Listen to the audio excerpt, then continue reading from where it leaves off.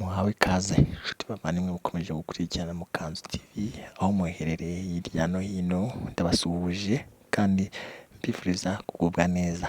Uyu mugoroba byari bishyushye cyane kuri stade Kigali Pele, aho ikipe ya Rayon Sport Murera Gacanga Gasenyi Gikundiro, ikipe y'Imana, ikipe y'Abinyanza, ikipe y'Ibwami yacakiranaga na Kiyovu Sport, ndetse tugiye kwibanda kuri byinshi cyane bigiye bitandukanye uko uyu mukino wagenze, byinshi byawuranze, icyo uvuze kuri Rayon Sport, icyo uvuze kuri Kiyovu Sport, resultat zabonetsemo, ibyaranze uyu munsi muri siporo, n'ahandi wabisanga.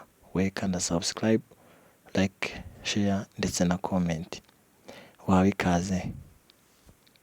Ni umunsi wa tariki 13 z'ukwezi kwa 9, aho Rayon Sport yatsinze ikipe ya Kiyovu ibitego 2-0, umukino w'umunsi wa mbere wa shampiyona y'icyiciro cya mbere Premier League.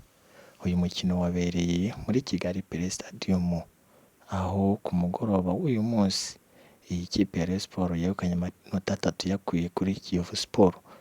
Uko iyindi mikino yagenze, Police FC yatsinze Rutsiro 2, Mukura 1 Musanze, Bugesera 1 Gicumbi.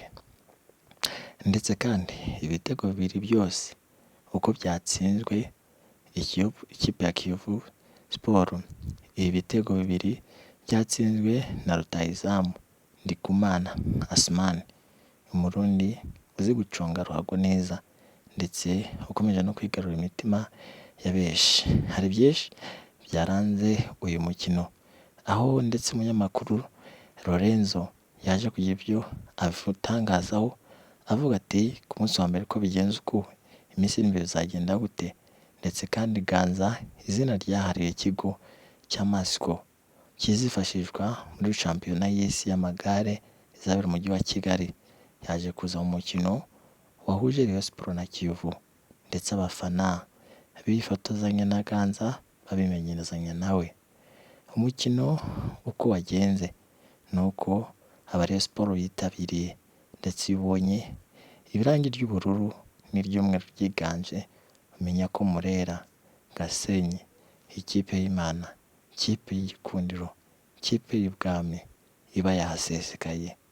Abafana bari buze akanyamuneza, aho ikipe ya Rayon Sport umukinnyi Ndikumana Asmani yahaye ibyishimo abafana ba Rayon Sport.